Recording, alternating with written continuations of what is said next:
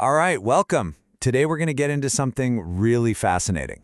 It's a personal story, really, about how a writer started talking to a powerful AI, and it completely unlocked new ways of thinking and focusing.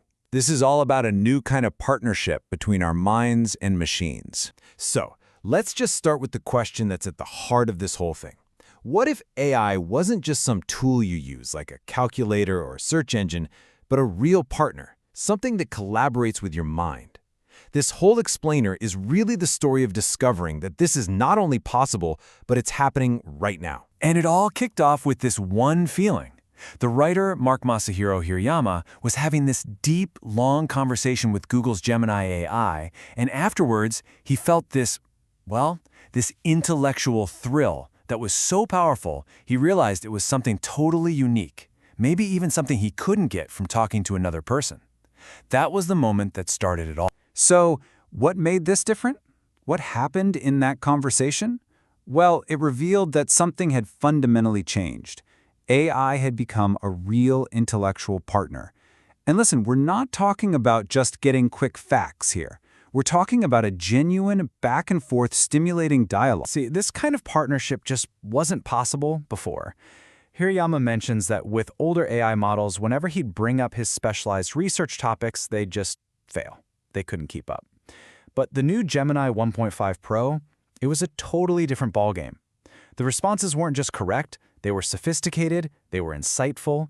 Suddenly, the AI went from being a kind of clunky tool to an amazing brainstorming partner. But here's where it gets really interesting.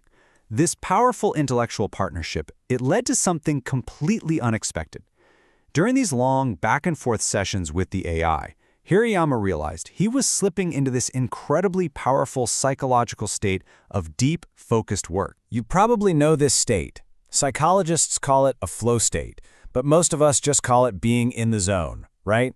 It's that amazing feeling where you're so deep into what you're doing that time just melts away.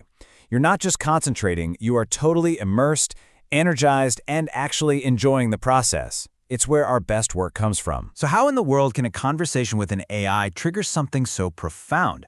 Well, it turns out that the chat creates the absolute perfect conditions for flow. Think about it. Every single question you ask sets a tiny, clear goal. Then, boom, the AI gives you an instant response. That's the immediate feedback our brains just crave. This super fast cycle of question and answer sucks you in, and the dialogue gets so engaging that the world around you just disappears. And this is why it's such a game changer. You know, for years, people have been talking about using things like virtual reality to induce flow. But as Hirayama points out, VR still feels kind of like a future tech. It needs expensive goggles, special setups, but large language models, they're right here, on your computer, on the phone in your pocket. This makes getting into that powerful flow state accessible to pretty much anyone, anytime. Okay, so this ability to get in the zone with an AI, it's about more than just being productive. It actually opens up a whole new way of thinking about where our ideas even come from. It reframes the whole concept of invention itself. Now, when I say invention, I don't just mean a light bulb or a new gadget. In rhetoric, invention is something deeper. It's the process of discovering your core ideas. It's that aha moment when you find what you want to say, whether it's for an argument, a story, or a piece of art. This really challenges that classic image we have of the lone genius, you know? The brilliant mind all alone, suddenly struck by a bolt of lightning.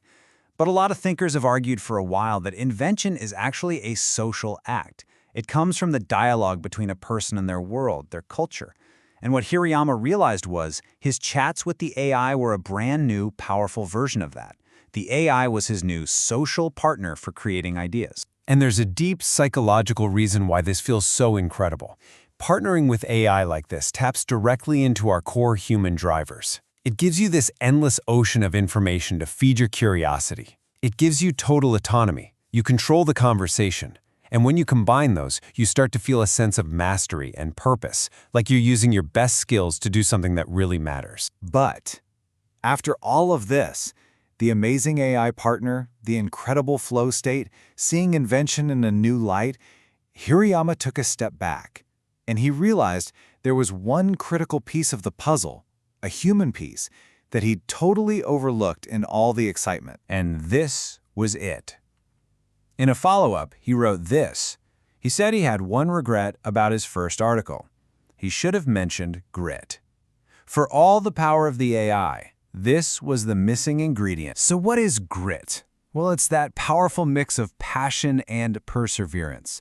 It's not about being brilliant for an hour. It's about having the stamina, the toughness to stick with something for the long haul, to keep pushing through the tough stuff toward a goal that's way off in the distance. And this really brings us to the biggest takeaway of all.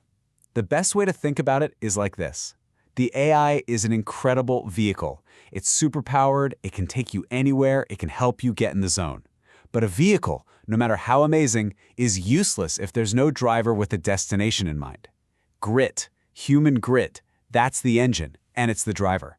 It's our passion and perseverance that aims all of that AI power at something that actually matters. So let's just recap this new path to creativity. First, you find an AI that can be a real intellectual partner.